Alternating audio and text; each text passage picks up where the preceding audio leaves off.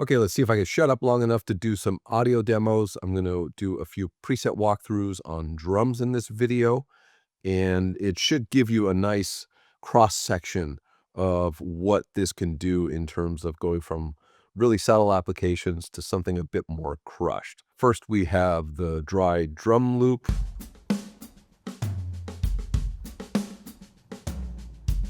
Pretty clean, pretty full range. I've got just a little processing on here, Maselect MLA4 and the MEA2, which, although it's not a Maselect video, this is the perfect place to use Maselect is post-color because they are so clean and pristine. Once you have your color dialed in, then you throw the Maselect stuff on it to really kind of shape that. But that's for a whole other video.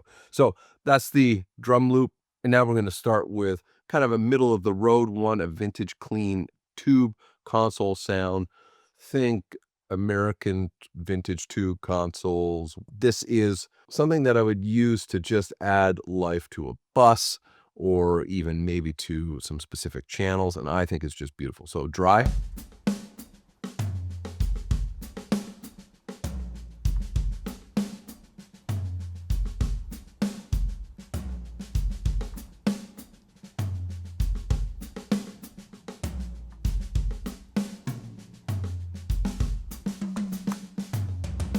You can really hear it open up, especially on the snare, that kind of soft, silky character that just kind of opens up the whole kit.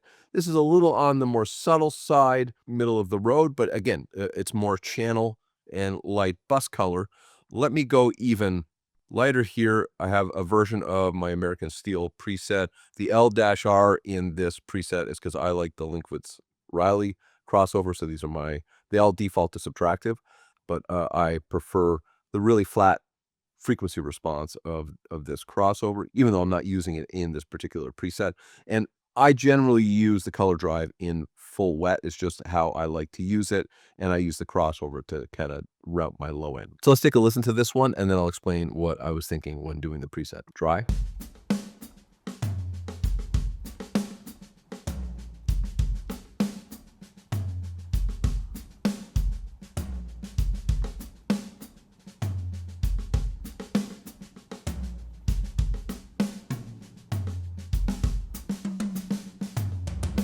Very subtle, but that is just some gentle. If you look, it's a good example of where I like to really lay off that input transformer, just kiss that input transformer. No drive on the tube, super light going all the way through. Transformer is in, calibration's at 0. So this is giving odd order harmonics really subtly, just like some classic American style preamps where you kind of just get that tightening, little tightening of the low end, maybe a touch mid forward because of that. And I use the tilt filter at around 300 to get out of the low end a little bit and lean up towards that high end as well to shape the character of the harmonics for this. Really intended to be very subtle. You could use this across a bunch of channels to get a console-like sound, summing, analog summing sound as well. Great for that. All right, the next one we're gonna do is Oxide drum punch. I like this. So I'm thinking for this distortion circuit of some very popular compressors where I'm driving the high end, kind of tilting out those low frequencies a little bit. And this is one approach where I'm not using the crossover and I'm using the tilt to get the low frequencies out of the way. And then I'll show you an alternate version of this where I use the crossover and use the high shelf as a different way to approach this. So first dry.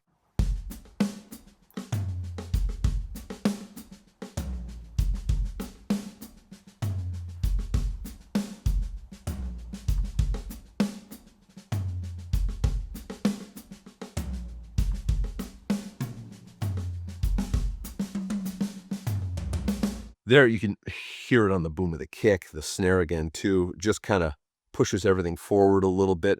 Again, I'm using it in very subtle ways, but that's what I like. So still odd leaning. I've got the calibration dialed in to bring in some of those even order harmonics, but not too many. I want the edge of the third order here. I've got the input at unity gain, so I'm driving that input transformer, got a little drive on the tube. The combination of the tube driving a little bit and the tilt filter pushing into the high end, gives you some tape-like soft compression in the high end, so you get more harmonics as you go up the frequency range, and then you combine that with that natural compression of what tube saturation will give you, and I find it very tape-like, hence why it's called Oxide Drum Punch. Now let's look at a different version of this where I call it Oxide Drum Punch 2. This is where I use the high shelf preemphasis, crank that. I've got that going at about maybe 500 hertz-ish, but I use the crossover to route my low end around. So rather than using the tilt, now I'm using a combination of the high shelf and the crossover for a cleaner low end. I find this maybe a bit more modern, and then just adding the saturation in the top end so I can really keep my subs super clean, and then just add that nice high-end silkiness and sparkle on the snare and any cymbals. So first, let's listen to the dry.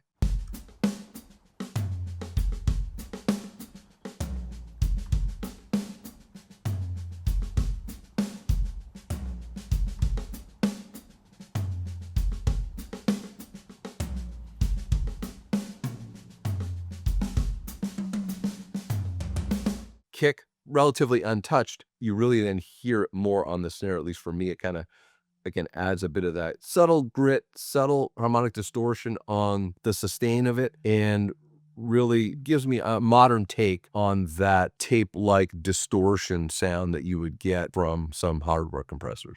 Right now, last but not least, let's go a little more heavy-handed, and let's do snare tube crush. And this is where I am going all out. I got the drive fully dialed in. I've still got the calibration at 40 with the transformer because I still like that odd leaning edge of the odd order harmonics, but some of those even order dialed in to thicken it up, round it out, and take some of the edge off, but make it a little richer sounding. Preemphasis filter on tilt, crank to 10, around 500, and I'm routing the low end around the distortion so I can really focus on crushing the snare. And this is in a loop right now, but it still holds up on the kick, but I would probably use this more just in line on a snare drum itself. But let's hear how it sounds in context. So first without. In.